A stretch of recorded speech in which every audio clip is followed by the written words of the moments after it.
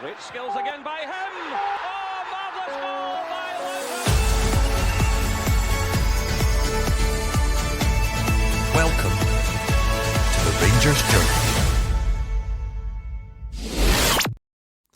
Yes, a very, very warm welcome to everybody. I'm Andrew, your host for this evening's Rangers Journal Pod.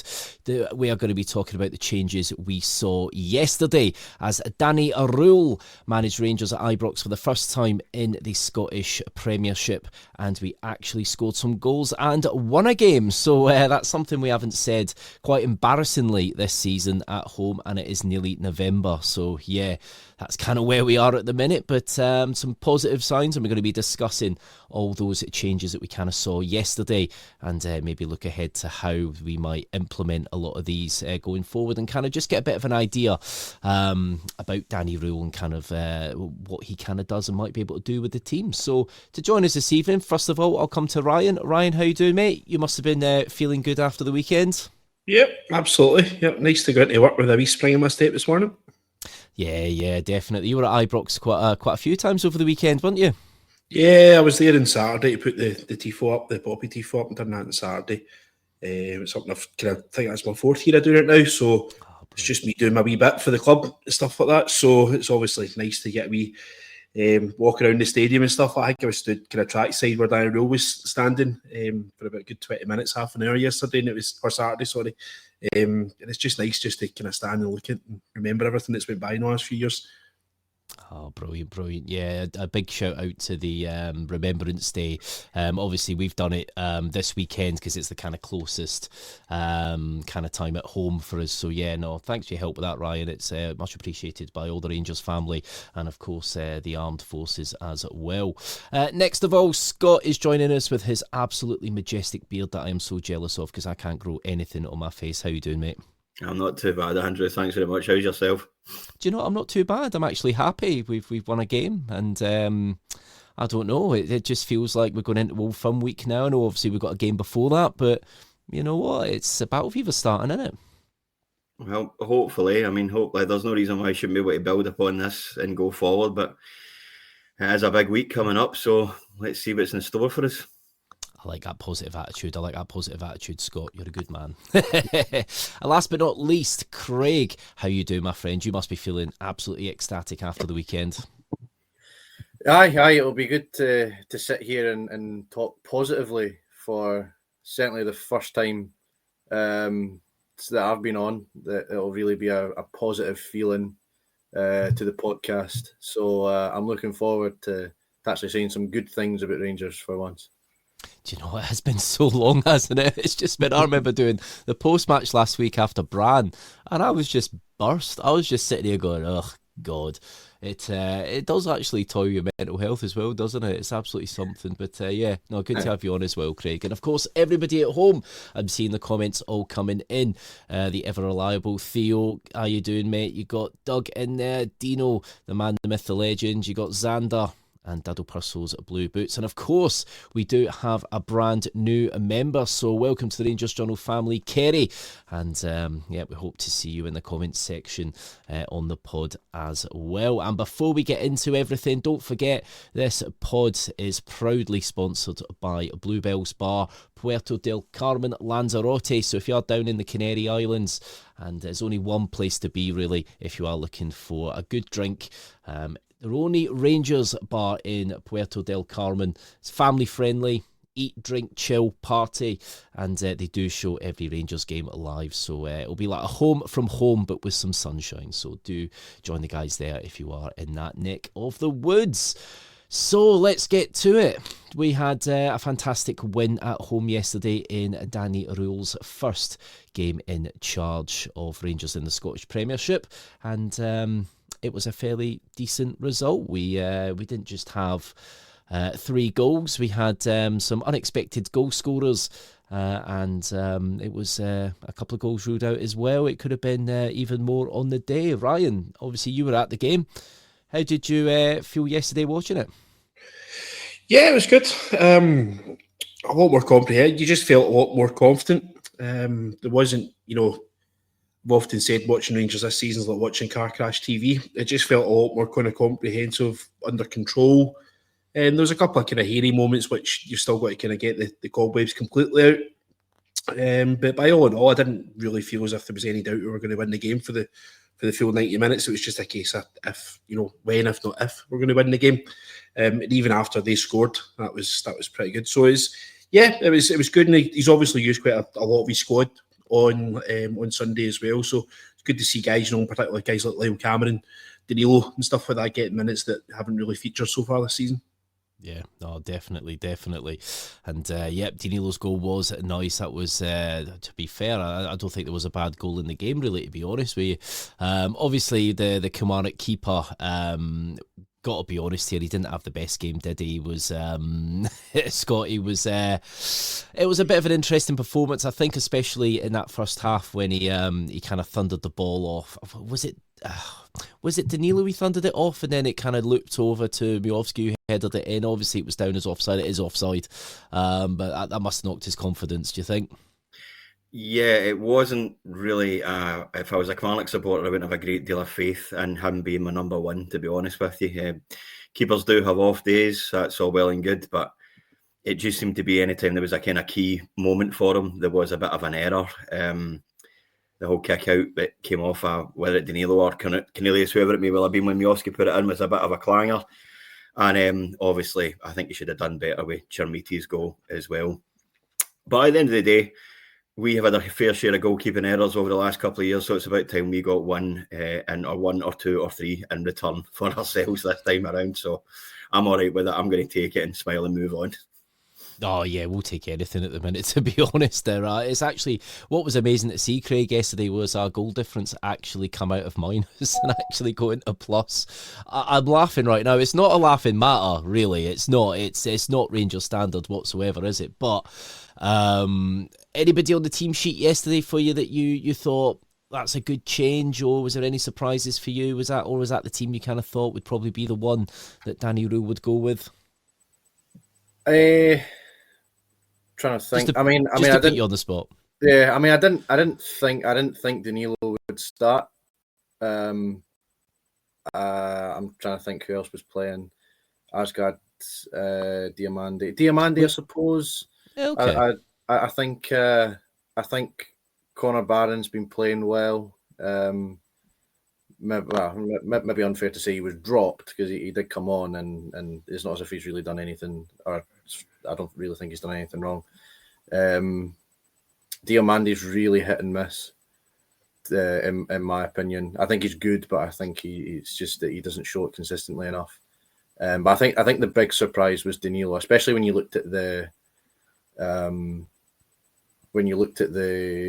team sheet. It looked as if Danilo was going to be playing out wide because he was the last. It's normally where the right winger is on the team sheet on social media, which confused me a little bit. But it looked to me as if it was more of a partnership with Miovski and a kind of 3-5-2. So yeah, probably Danilo is probably the one. But to be fair, he done very well. So he proved Danny Röhl right to pick him. Yeah, no, it certainly did. And I guess you could look at yesterday, when you look at that team sheet, and especially the team sheet the game before, it kind of does look like, I think, Röhl is trying to give everybody a bit of a chance. So he's trying to see a little bit of everybody, see what they're all about. But being honest, Danilo probably is our best striker at the club. Obviously, he's not had the best of times. He's had such an injury-ravaged career, especially at Rangers, that he's not really been able to shine, but it was probably the right move playing him yesterday to kind of get him warmed up for this week. So we've got a big week coming up, and he does love a goal against Rangers, doesn't he, Craig? Loves a goal against Rangers. Sorry, against Celtic, I meant to say. Sorry, not against Rangers. It's because there was another team at the weekend that scored a cracker of an OG, a volley, that I think I'm just getting confused now. Right, okay, I see. Aye. No, he does. He's got a couple against Celtic now, isn't he? The one that automatically springs to mind is the equaliser in the cup final last year, the header. So he can pop up with a big goal. And actually, when Danilo is fit and he gets a run in the team, I think he does tend to score. because he was injured for a lot of last season, and he still got 6 or 7, I believe. Yeah. He tends to score when he gets a run in the team. He's just injured too much. But if he can get past that, I think he's well worth having in the team. He's certainly well worth having in the squad. No, definitely. There was a comment coming here from Gary O'Sullivan. Glad to see Danilo get his goal. Same with Chimiti. Not keen on Chimiti's celebration, though. Well, I think it's one of these things in football, isn't it? He scored a great goal, and if he does that every week, I think we're happy to eat our words, aren't we? So it's one of those. I don't think anybody's really annoyed per se at Chimiti himself. I think it was more the whole process behind how he's been at the club, but hopefully he goes on a bit of a scoring run now. So let's have a wee look. We've got some graphics, so we are going to compare kind of Röhl's style to kind of Russell Martin's style, and even a wee bit of Stevie Smith's kind of style, the way he set up the week before. Not a lot we can take from Stevie Smith's one. It's one game interim manager, so I think he probably did just set them up to kind of go out there, play as well as you can, and it's one of those, isn't it? But let's have a look at some of the key stats. So I'm going to read this out because I know that this podcast does go out on our audio podcast stores on Spotify, on Amazon, and of course on Apple Podcasts. So it's not great having an image on there, but also some people might be watching on smaller screens at home as well. So some of the key stats: more control possession over the course of the 19 minutes. It never dropped below 70%. 4.86 passes per defensive action versus Kilmarnock, the lowest domestically all season.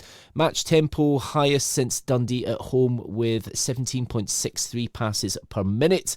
4 smart passes v Kilmarnock's second most this season. Most passes played forward versus Kilmarnock with 192. Second fewest fouls given away in a game this season. Highest defensive duel win rate of the season with 71%. Highest total duel win rate with 56.6%. The next highest was Stevie Smith with 51.03, and Russell Martin's highest was 48%. Most goals scored in a league game for us this season. So, Ryan, I'm going to come to you, mate. I know I've just kind of given you a load of numbers there that not everyone kind of will necessarily look at that as the kind of metric for the game. A lot of people do it with the eye test. I'm very fond of the eye test as well. Is there anything you can pick out from that, Ryan, that you think has been a major improvement in them key stats?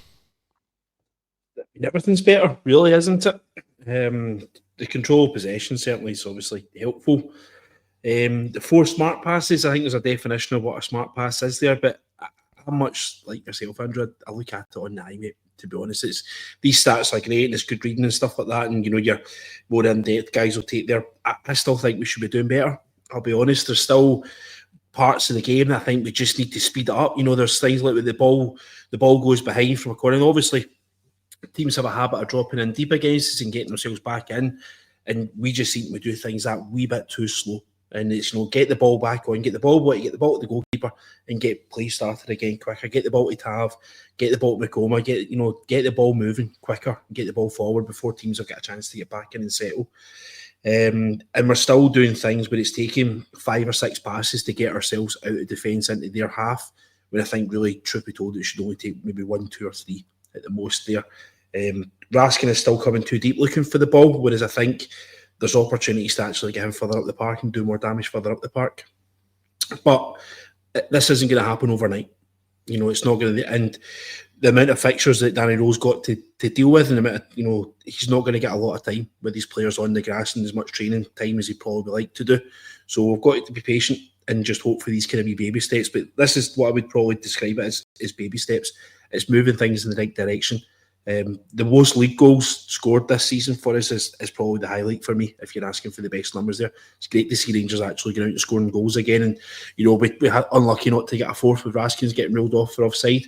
More to come, please. Yeah, no, definitely. I totally agree. Just looking at the eye test yesterday, straight away, you could see there was much more positivity in play. I'll go into some kind of more specific stats. We've got some graphics to show as well of the average kind of positions per kind of player over some of the league games this season, which will kind of show the kind of differences. But before we go into that, I'm just going to put up the match report from yesterday. So Scott, there's our kind of stats there. Obviously, a lot of possession, total shots, quite a few more shots on target, 6-3. Is there anything there on that list that jumps out at you, Scott, that you think, you know what, that is greatly improved vice Russell Martin's kind of stats this season? Well, I mean, obviously, being able to put 3 goals away is obviously the biggest thing that stands out in comparison to when Russell Martin was here. But I mean, even every single bit of it is better because I'm like yourself. I'm very much old school when it comes to these kind of things. I'll judge a game by watching it as opposed to looking at stats and figures and XG and all this kind of thing. As helpful as it is, it's not really in it. I'm just not intelligent enough to understand the full thing. But I mean, you even look at big chances there. We've created 2 big chances. A couple of weeks ago, that was 0. I mean, you look at the game against Hearts, for talking sake. I think they had about 6 or 7 big chances, and we maybe had 1 at best. And there's been games when we've had nothing. The accuracy in the passing's improved as well. But I'm an eye test guy. I mean, there's certain things that happened yesterday that we hadn't seen under Russell Martin. Players playing with a bit more freedom, the flexibility in the lineup. We've been able to shift from a back 3 to a back 5 with a simple transition of play. These kind of things are night and day from what we had just a few weeks ago. And I mean, there is an awful lot of work still to be done, don't get me wrong, but I'm taking yesterday as being, I'm really positive from that yesterday, because if Danny Röhl can come in and breathe a breath of fresh air through the players after just a couple of days, especially after that disaster in Norway last week, I don't think there's any reason why you can't pick up from this and drive the players on going into Wednesday, and we can deal with that first. But just the whole affair yesterday was more positive in my opinion. I don't think any of you will disagree with me on that one. We didn't really look as if we were in any kind of danger at any point in time. Earlier on in the season, if we conceded a goal, whether it be going 1 down or conceding an equaliser, I would have immediately hit the panic button myself and thought, right, we're going to lose this game. Even the Dundee United game when Stevie Smith was in charge, they get 1 back and you could see another one coming before we actually got 1 back.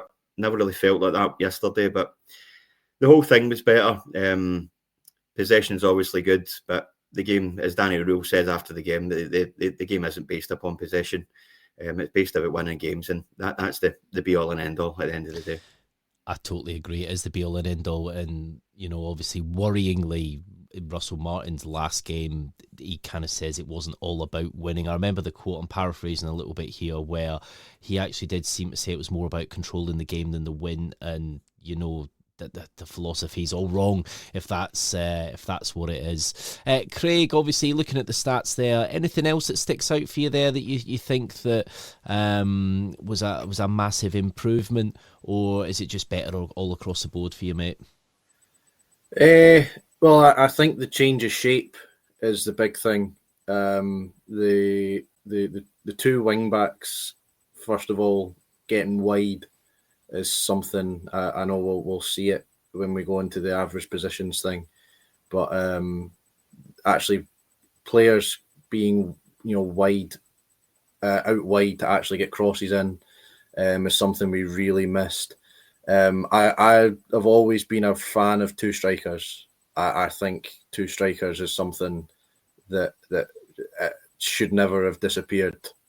I love the idea of a striker dropping in and 1 striker playing on the shoulder of the last defender. I think it works so much better for moving up the park. The Asgard's role, it seemed to be more of a free role where he could sort of roam. I enjoyed that yesterday. I still think there's more to come from him. I still think he's a bit quiet in games, but I think there's a good player in there. The 3 at the back worked quite well. Tavernier could still push forward if he wanted to. Diamande and Raskin certainly were 2 that could sit and hold that 3rd centre half spot. Suter and Cornelius. I mean, it's always been Suter. Yesterday it was Cornelius, but Giga or whoever else is playing in there. They need that extra bit of support. because they've been caught out too many times as a flat four. So having that extra bit of support, whether it's Tavernier, if Tavernier's move forward, they've got someone holding with them. So I enjoyed seeing that. So yeah, it was just overall looked better structured, better, phases of play. I think it's something that if Danny Röhl can keep this going, maybe not necessarily in this exact shape, but can keep this positivity rolling, then everything's going to end up falling into place, and maybe we could catch Hearts. I'm not even going to say Celtic, because Celtic are falling as it is, but maybe we can catch Hearts with the 29 games that are left.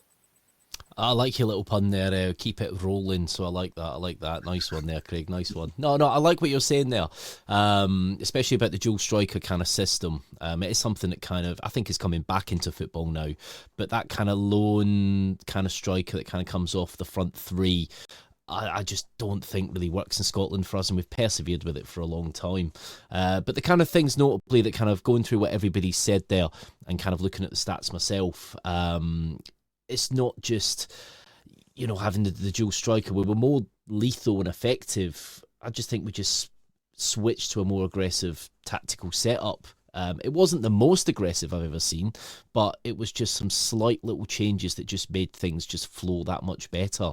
The tempo and directness was a little better as well. Obviously, we kind of primarily went with a 3-5-2 formation. There's comments there with somebody's talking about Suter looked better. William Duffy, how you doing, William? Looked better in the centre of a back three, control possession without asking him to play like Maldini. And yeah, we've seen a lot from Suter in recent weeks, and I think he is tiring. He's out on international duty, he's back playing for Rangers, he's played a lot of minutes, doesn't really get a rest. So I think it just seems to be a little bit more suited to that as well. We did kind of change formation a little bit later. I think it was a bit of a transition to a kind of 4-2-4 at points, with a kind of 5-man defensive block. Again, defended on the phase of play. Out of possession, it seemed to kind of go to that. In possession, it was kind of more of that kind of 3-5-2. So that was really good to see. Again, just having somebody that's not welded to a tactical system that, even when it's not working, doesn't then just start throwing all caution to the wind in the last minutes to try and get something working. So that it does seem a bit more of an organised plan. So let's have a look at the actual average positions for yesterday then. So this is all the players that featured in the game, including substitutes. And you can kind of see here kind of the average positions. So when I show you some other slides shortly, guys, at home, you will see that there is a bit of a difference in especially width in certain games. So big thanks to Gordy who put these together, and big thanks to Doug who put the other slide together as well. So as you can see here, I'll come to yourself, Ryan. Obviously, again, it is a kind of tactical kind of average position shape. I'm going to go to the next couple of slides just as a comparison for everyone at home, and then we'll kind of talk about them that way, because I think it's hard to kind of just talk about one kind of thing that we're seeing without kind of comparing to the other. So that was Stevie Smith's game. Of course, you can see a little bit narrower than what kind of Danny Röhl had kind of played with, but you'll see in a minute that there was actually a little bit more freedom with Stevie Smith's setup than where we see under Russell Martin. So under Russell Martin, that is Falkirk, where we're kind of hemmed back a little bit. Obviously, a result, another draw there. You look at Livy, where we kind of got the last minute win, incredibly narrow. Real lack of width there, which is kind of a common theme in this kind of Russell Martin setup. You look at the Hearts game, which is a bit strange. We actually did seem to have a little bit of width on the left, but the right was non-existent. James Tavernier's kind of average position was there, probably because of the way that Hearts were playing and were a little bit more attacking. Obviously, though, that Hearts game, the wind blows another way. It could have been a completely different result. But hey, that's refereeing in Scotland. You look at probably another one of our better performances this season, the home game against that lot, where Sadly, we couldn't win the game. We had a great finish from Suter, but obviously was just offside. You look there, and we do look a little bit more attacking there, but again, we didn't get any shots on target. And then you look at the kind of St Mirren game there. We tried to use a bit of width, but again, it was something that faltered off badly in that second half. And then you look at Dundee, which, again, another decent first half performance. I think that's where the majority of this kind of came from before we kind of dropped off in that second half. And then you look at Motherwell, that kind of first game of the season where it was a very possession-based kind of narrow system, obviously a common theme there. So I'm going to go back to slide 1, which is the game from yesterday. So, Ryan, just to show you again, I keep just throwing information at you, don't I, mate? Anything you can take away from that straight away that you look at with this kind of average possession system and say, okay, you can see kind of what's happening there, or what do you reckon, mate? Yeah, I can see kind of the way they're doing. They're obviously trying to get a little bit further up the park and play the game in the opposition's half rather than play the game in their own half. It's a lot kind of more safer if you want to think about it that way. I still don't understand why we look so narrow. Do you know that we play in probably one of the biggest parks in Scotland? You know, not even just talking about a professional level, like one of the probably the biggest playing areas in Scotland. And we've got two kind of out and out wingers in Gassama and Ant-Man within the squad, as well as Moore and Curtis backing them up. So it's crazy to think we're not actually using the width as much as we possibly could. But that's just could do with tactics, possibly. Could do with personnel of the strikers, stuff like that. We might see that possibly changing with Chermiti and Danilo now getting involved as a top two. So it's positive. You look at the kind of the Motherwell one especially, it looks as if we played the majority of the game in our own half. I think we were lucky to get away with a draw that day. The Livingston one as well. So it's positive, certainly, and it's a sign of a good performance, and it's a sign of a win more than anything else. Oh no, definitely. Scott, I'm going to come to you, mate. We'll go back to kind of the Danny Röhl slide there. You can kind of make some comparisons here with where the kind of chances, the kind of middle of the screen at the bottom, just above the Rangers Journal text there. You can kind of see where the chance creation has come from. You can see where the goals have come from as well. If we compare that to under Stevie Smith there, not too dissimilar. Obviously, there's a bit more freedom under Smith, but then you look at the Russell Martin one there with Falkirk. Look at that, the kind of where the kind of goals come from, the minimal chance creation that just seemed to be, dare I say, almost non-existent. Obviously, Livy, we did have a few more shots, didn't we, Scott? Because that was actually the only away game we actually won this season. You look at Hearts there. Obviously, Hearts, again, I use that with a caveat because the Hearts game, you know, there was just some terrible refereeing performances there. And of course, there's the Celtic game, our one kind of chance there in that kind of mess. Is there anything you pick out from the kind of changes over the past few weeks? Now, of course, Danny Röhl hasn't been able to kind of really imprint his mark on the team yet. He's only been here a week, so it's kind of probably baby steps as it stands at the minute. But is there anything you can pick out from there at the minute? Well, like you say, I mean, it's early days for Danny Röhl at the moment. I mean, he'll still be getting to know the players, never mind like on a personal level, never mind their own playing styles. But even looking at that yesterday, he's actually tried to utilise wingers for what seems to be maybe the first or second time this season. Obviously, we mentioned before the pod went live that Russell Martin had spent a great deal of money on bringing in wingers and then just never really seemed to use them. I mean, looking at that, I thought Magoma was an awful lot wider than that for long periods of the game yesterday. He seemed to be hugging that touchline constantly. I mean, it just shows that we get joy from that. We get joy from that opportunity where the likes of Cornelius is going to push behind Magoma. Magoma's going to be looking for Asgard. And there's opportunities to be created. And like you guys mentioned, with the two men up top as well, it's you get better options to be able to find a centre forward. When you go back to the likes of the St Mirren game, for talking's sake, the Falkirk game rather, how we get out of that, I'll never know. I mean, I genuinely don't know. I mean, we were hemmed in for so long. We're fortunate, but no disrespect to Falkirk, we're fortunate that they're not a better team because they would have battered us that day. if they had somebody to actually be able to put the ball in the back of the net. But I mean, the difference yesterday for me was simply enough just actually looking at utilising the wide play. We'll get joy from it. We'll get guys who can hit the touchline, because as soon as you're hitting the touchline, you've got one option, that's to put the ball in the back to put the ball in the box. See, when you put the ball in the back of the box, it's a lottery at that point in time. It could go anywhere. So you're looking for your forwards, you're looking for Majowski, your Danilos, your Chermitis to get on the end of that, and if not, it's getting knocked back, and you're hoping that your midfielders are going to win the second ball. On top of that, when you've got the likes of Raskin, Asgard, there's no reason why these guys can't be. And it all stems from hitting the byline. And I think that's what Danny Röhl tried to emphasise yesterday. And I think it worked pretty well, especially in the second half. When he brought on Mikey Moore as well, it gave us a new flavour through that middle of the park, which gave us a new outlet. And I thought he played really well yesterday when he came on. It's utilising these players that he's got at his disposal, and I'm pretty confident that he's going to be able to do that going forward. We know, I don't want to dwell upon Russell Martin too much, but it just seemed to be that he just wasn't really that interested. As you touched on, Andrew, he mentioned that the Falkirk game, that winning games wasn't the most important thing in football. If it's not, then what actually is? I mean, I don't quite understand that. I think Nicole Light a day, he'll look at that and go, what am I actually rabbiting on about? Because I've not got a clue myself. Do you know what? I don't think he will.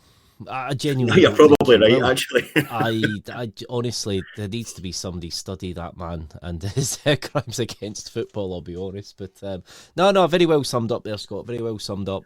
I think Craig, probably Scott's and Ryan have probably covered quite a lot from that. So don't worry if you haven't got too much there. Was there anything else you can pick out from that, mate? I'm looking at it just now. Yeah, I mean the big thing for me was the width, particularly Magoma. I think Gassama, as good as a player he is, I think he's better on the left hand side. I think he's a bit negated on the right, because he loves that cutting inside, and trying to get a shot away. And I think he doesn't always utilise the fact that he's got a really good right foot to get down to the byline on the right hand side to get a cross in. But Magoma, in terms of getting the team wide, I think Magoma really showed what we should be doing.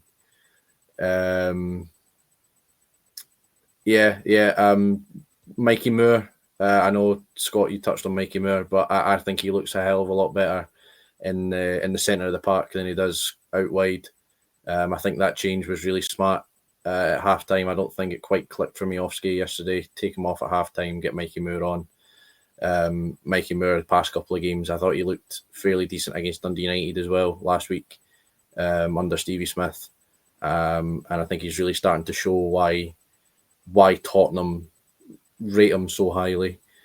Again, I mean, I already mentioned it earlier, but Asgard, I think we've got so much more to see from Asgard, and I liked the sort of more free reign he had. He kind of popped up all over the place. I think he's got a lot of skill. I think he's got a lot more to show at Rangers. Do you know what? 100% agree with you there. You don't. When you see the international, when other players go out on international duty, how many players now do we have that seem to almost not overperform, but seem to do really well, but they can't just do it at Rangers, which showed the kind of ingrained problems. I'm going to ask you another question, Craig, because I've always been coming at you last at the minute just because of the way the order is. So I'll come to you first this time. With obviously Danny Röhl's been in the door for a week now. We have seen some incremental improvements. Do you think that this could be just part of a new manager bounce, or do you think that we will see a lot more under Röhl? What do you reckon in your heart?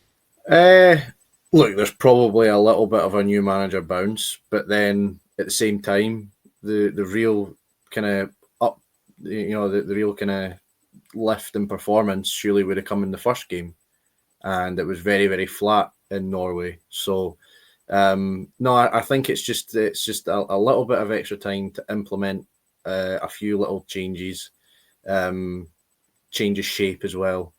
Maybe Danny Röhl seen that after the game against Brann and thought, maybe we really need to change shape and how we do things. But no, I think there's maybe some strong sort of fundamental change coming in, because in a week, Danny Röhl has made this team look like a bit of a team again. It looks again, it's just things I've already said. It looks more structured. It just looks like a team of professional football players playing at a level that they should be playing at and can get even better. So I think there's maybe some fundamental changes, especially with the way Danny Röhl is as well, because he is someone who can adapt. So it's looking at how different teams will come up against us. In the league, it's not so much, because teams tend to sit back because they know the quality individual Rangers players have, so they tend to sit back and they'll defend their box. But looking at different ways to break teams down, and implementing different systems, different tactics to break teams down and score goals against them. So I think if you can fundamentally change the way that the squad thinks, give them that boost of confidence, and along with a little bit of tactical know-how, I think it's a little bit more than just a new manager bounce. There is some fundamental change. Yeah, no, I do agree. Guys, there's lots of people at home that are watching on YouTube. Please like and subscribe. You might as well turn your notification icon on as well, and then you'll be notified anytime the Rangers Journal goes live. There's been quite a few kind of impromptu live pods over the past week. There's been a lot happening at the club, and I'm sure there'll be many more, so do keep yourselves all notified, and do get liking and subscribing. I'm just going to quickly go through some comments before we kind of have some more questions. I've got Shankland T96. Don't know why he's happy. I don't know. Did something happen at the weekend? I'm back at Celtic, still second. Do you know what? You must be loving life at the minute, Shankland. You must be absolutely loving life. And obviously, thank you for the membership. Shona, too rigid under Martin, stick to your position, no freedom to be creative. Exactly that. That was the big problem. When you've got some fairly decent players that don't look like footballers in the system needs to change. Obviously, I was mentioning earlier a little bit about the kind of system. Rules, adjustments in the game, shifting formation, focusing on direct attacking play. Kind of the way he implemented the pressing, the high tempo style. Granted, it's not the kind of free flowing Rangers that we have seen in the past when we have been playing well.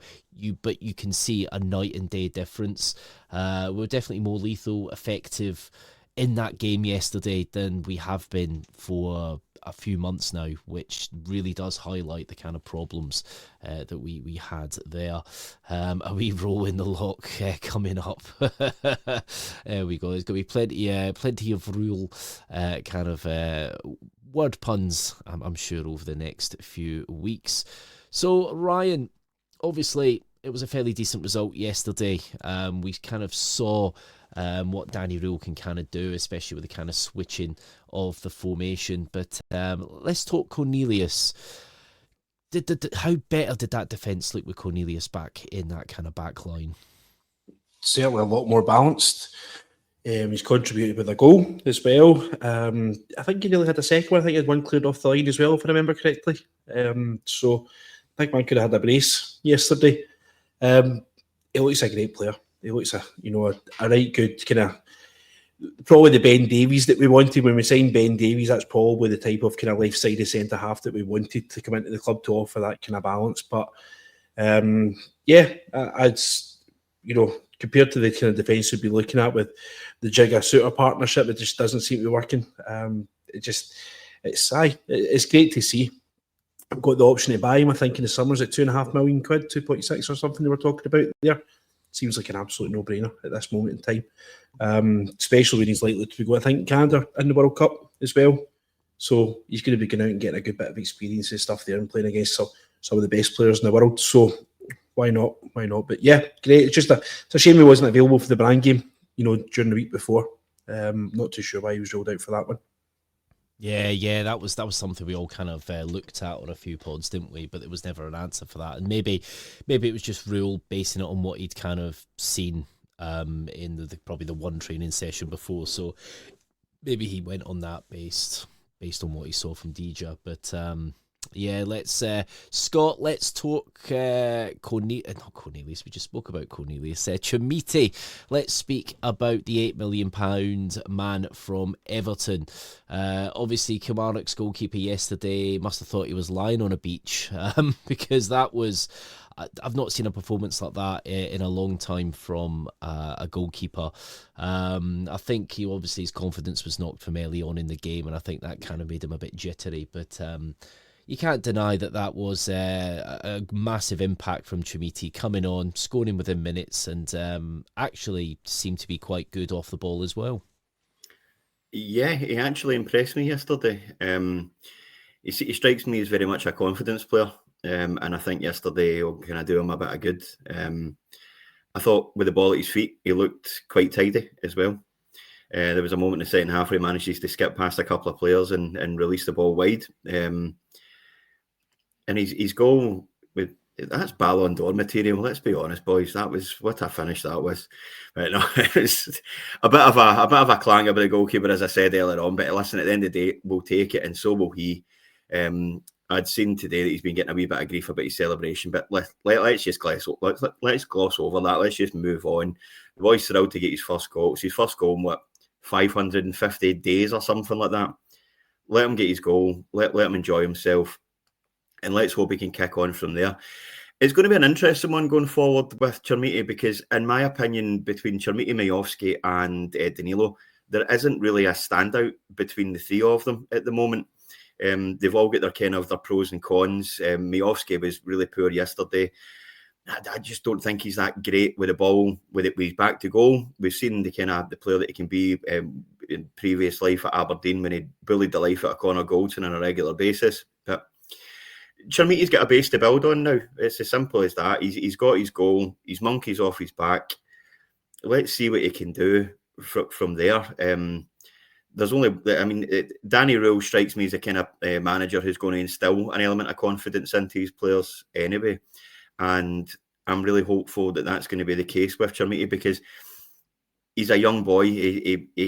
I think he's the kind of guy that needs a kind of reassuring arm around his shoulder and say, listen, son, you're a player. We've spent this money on you, a lot of money, but that's not your fault.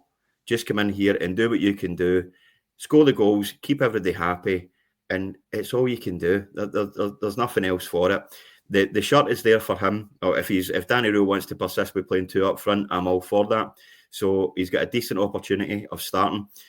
Whether he plays that against Hibs on Wednesday and in the semi-final on Sunday, we don't know yet. I think he's got the flexibility and adaptability to kind of change things around depending upon who he's playing, and you can bet your bottom dollar that he will be doing his research as we speak just now.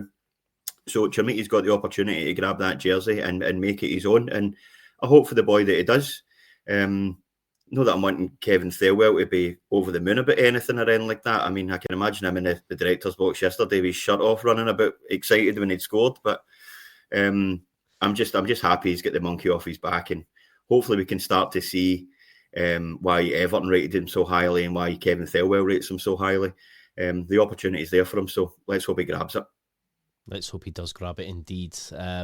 Craig, obviously looking at kind of the players yesterday, there was one player that still seemed to be a little bit underperforming, and that was Nico Raskin. Are we starting to think now that maybe Raskin just had a little bit of a purple patch towards the end of last season, and this is more of the Raskin in this Rangers team now, or do you think he will kind of evolve a little bit more into that player he was last season under Danny Röhl? I don't think he's particularly playing badly. I think he's just maybe been asked to do something a little bit different. He's one of those guys that you mentioned earlier that goes away to international break and he does really well, and then it doesn't quite seem to happen at Rangers. He is one of those guys because Belgium, the Belgian team seem to really rely on him. I think he's just playing a little bit too deep. I think he's got a job to do.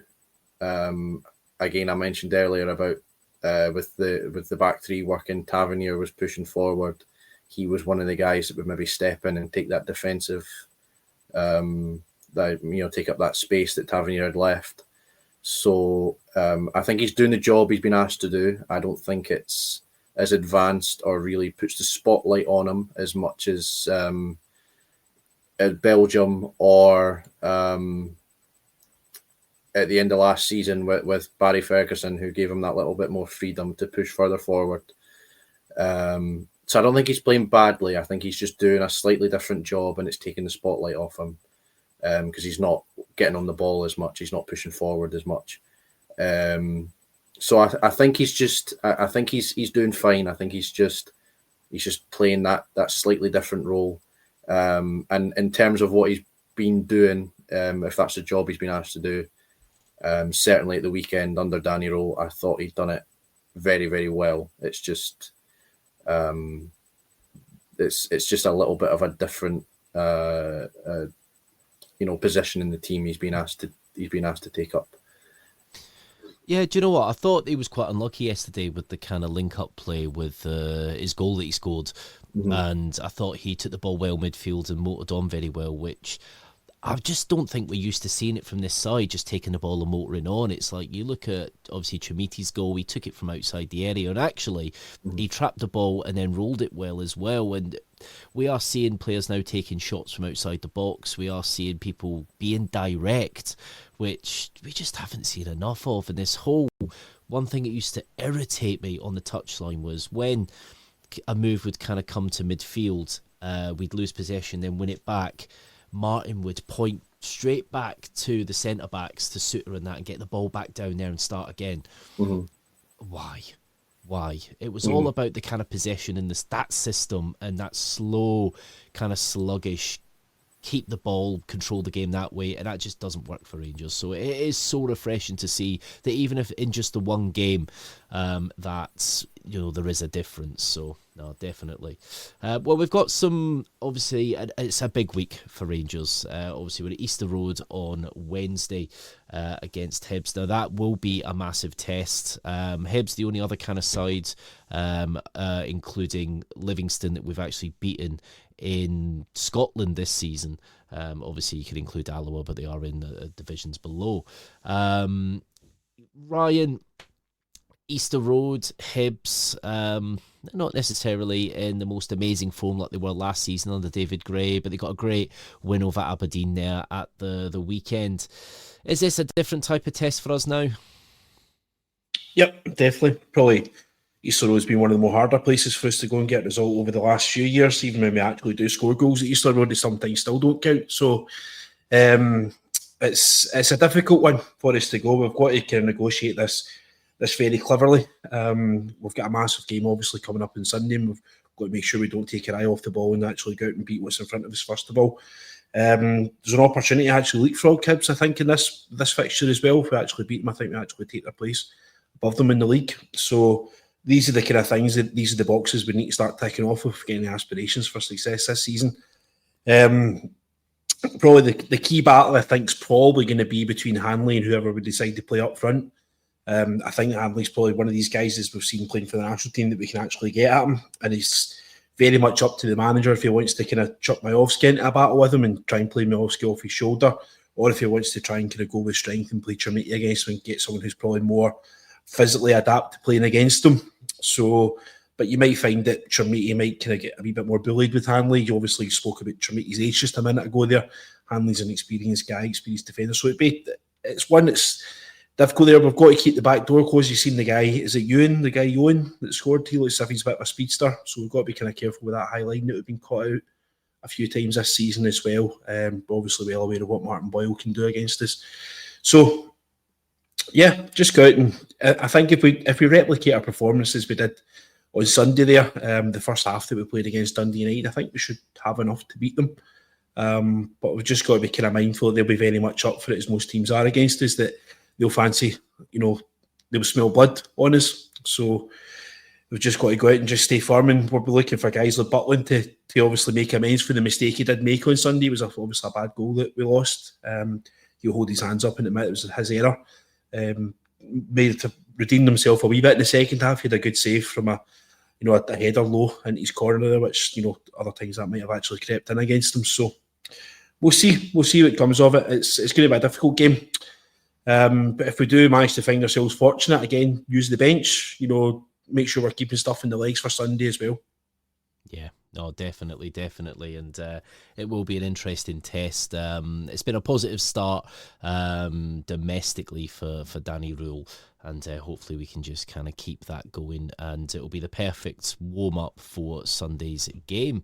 Now, Scotty, I'm going to come to you next, mate. Obviously, we're not going to look too far ahead to Sunday. There'll be lots of podcasts this week on the Rangers Journal Network, so do like and subscribe and turn your notifications on, as we will all be deep diving into that game. It's a mouth-watering tie.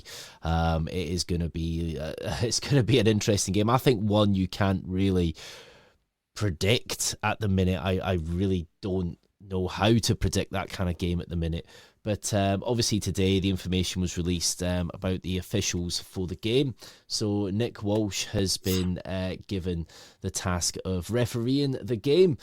He'll be assisted by Daniel McFarlane, Frank Connor, and Stephen McLean, who was at Tynecastle at the weekend. He's on VAR duties with his assistant Andrew Dallas. So I know officials in Scotland, most of them aren't great. And I guess when you're kind of looking at the list of referees, it's like choosing between a kick in the stones and a slap in the face. What one is better? What did you make of the appointments today? What do you reckon to it, mate?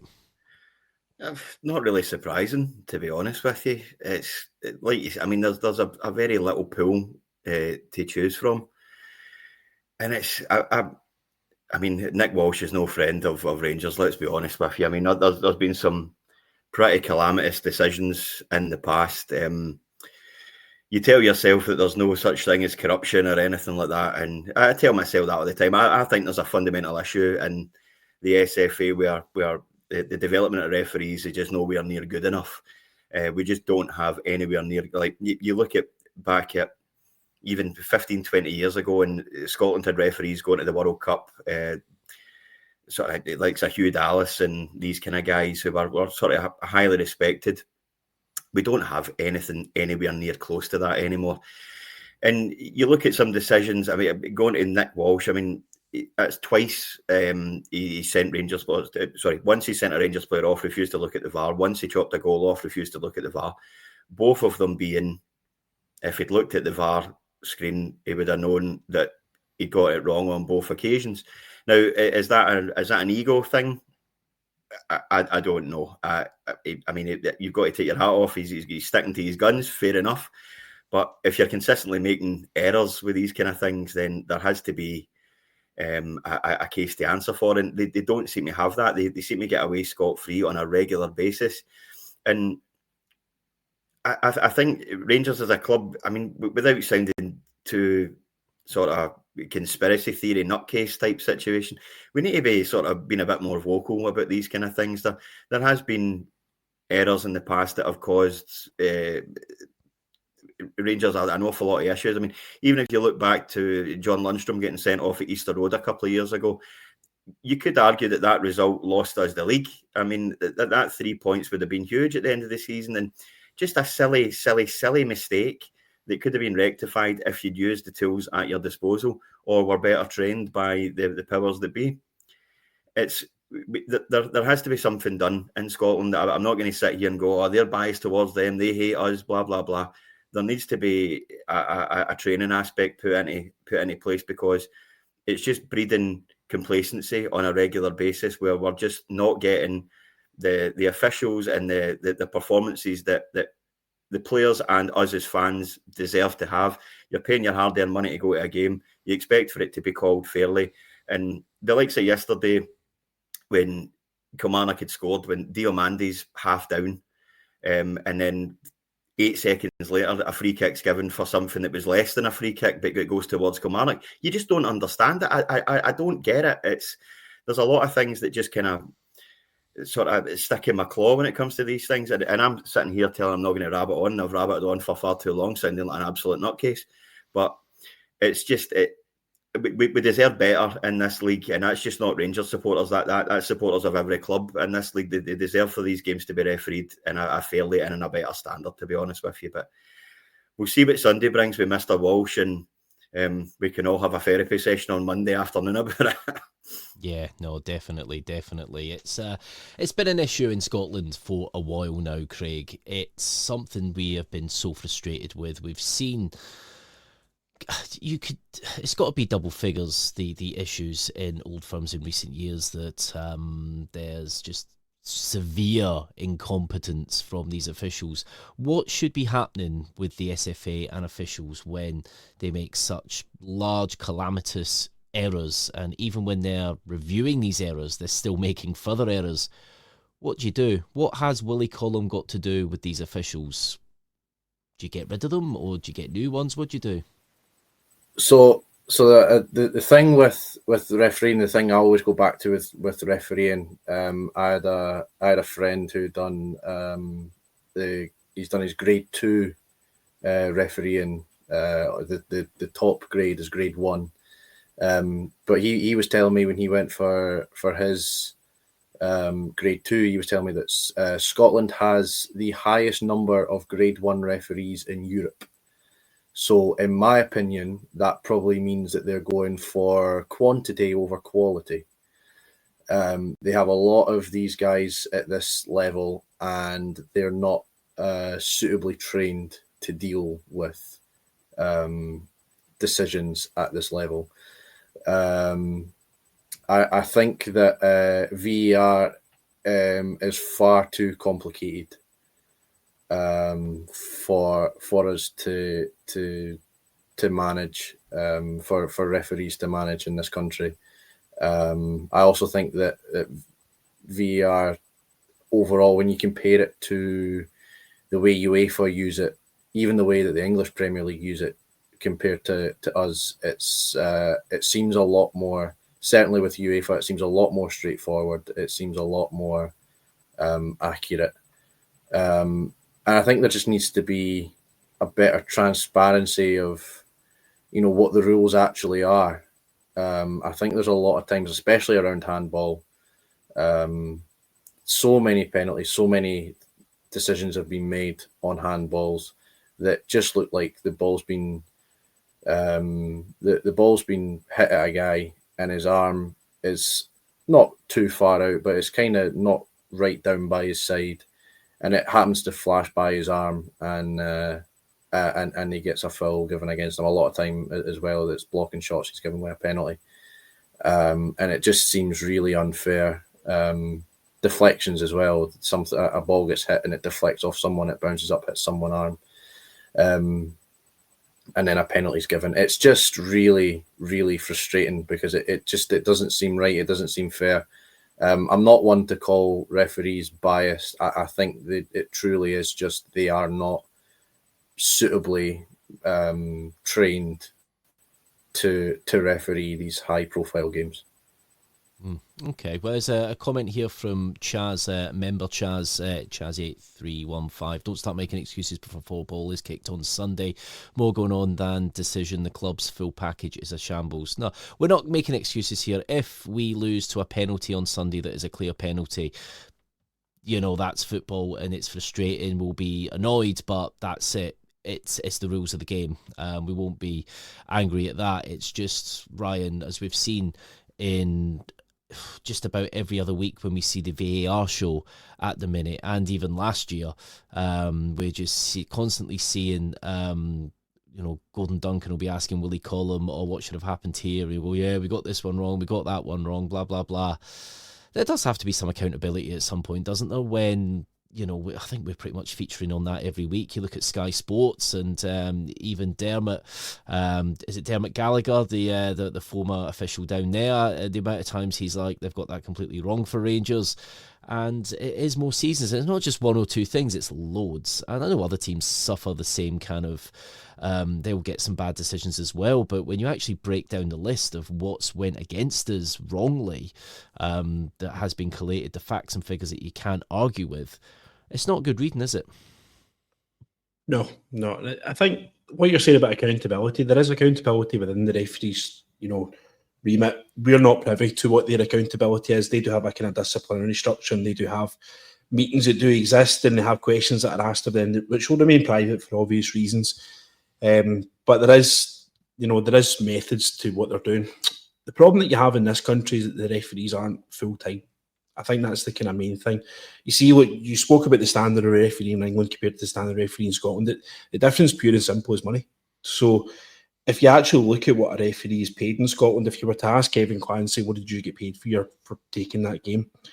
I couldn't tell you exactly how much he's paid, but I don't think it's a lot. Now, he stood in the middle of Ibrox Stadium yesterday and he's taken pretty much vile abuse for 90 minutes straight. Rightly or wrongly, that's your own personal opinion if you think he deserves that abuse. But most guys who are probably half-decent referees, who could be half-decent referees, will look at the amount of money they're going to get paid for taking that abuse and say, that's not for me. That's not worth it. I wouldn't take the abuse that you're giving there. I wouldn't have my wife and me going to a restaurant and for people to start pointing fingers. I wouldn't have people showing up at my door after a Saturday night, after a game, if I'd made a wrong call, accusing me of this, that, the next thing. I'm green, blue, I'm orange, I'm all this sort of thing. It's not worth the money to these guys. So you can fix it with money and you can bring them in full time and you can attract maybe a higher level of talent, because there probably is talent out there if you could get more money involved in it. If you can't attract talent with money, what you can do is you can improve technology with talent. So you've seen yesterday, it took them about 4, maybe 5 minutes to decide that Nico Raskin was offside from there. And enhancement technology and investment in better technology would actually solve that within 20 seconds. I think we've seen at the Euros last year, they had this semi-automated offside decision and it was done within seconds. And you've seen the guy come in and it was based on angle. So if you can get guys in with better technology, you get guys in, can't get physical people in with better money, you get technology with better money to assist them to get the big calls right. So that when we do look at Thomas Tierney getting pulled down the box at Hampden, it gets called correctly. When you do look at the ball going across the line after Nico Raskin scored the goal, it gets called correctly. When Modi Amanda gets sent off at Tannadice because apparently slapped Kevin Holt, it doesn't get sent off because the technology solves it, because you get more camera angles and you can do better. So there's several occasions and several things that there, but they're not helping referees because they're not giving them enough training. They're not giving enough technological backup. These guys aren't biased, right? I refuse to believe that they're biased to any way, shape or form. They're just not as good as what they could be. And they're not, things can be better, and it's within the SFA's own control to make this better. So I can't think of anything else to say. That's the thing that they can do to fix this. They haven't done themselves any favours with the referees that they picked for the weekends. You've got Andrew McLean, who's going on to the VAR referee. Stephen McLean, sorry, who's allowed Lauren Shanklin to handball the ball at Ibrox to go on for the park.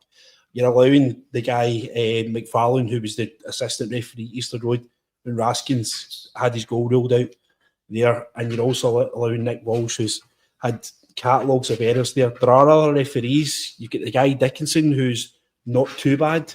You've got John Beaton as well, who's probably the most senior referee now that Collins retired, who could have taken the game as well. I don't know if he's doing the weeks the day before.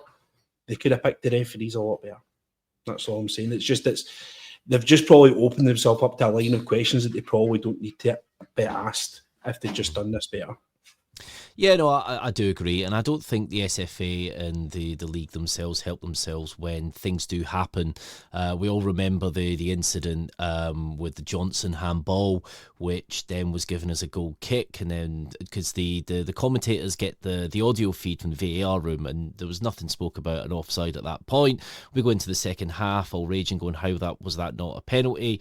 Nothing's everyone's getting angry. Then all of a sudden, boom, they say, oh yeah, it was offside. Here's the offside still, which it was offside, but the process wasn't followed properly.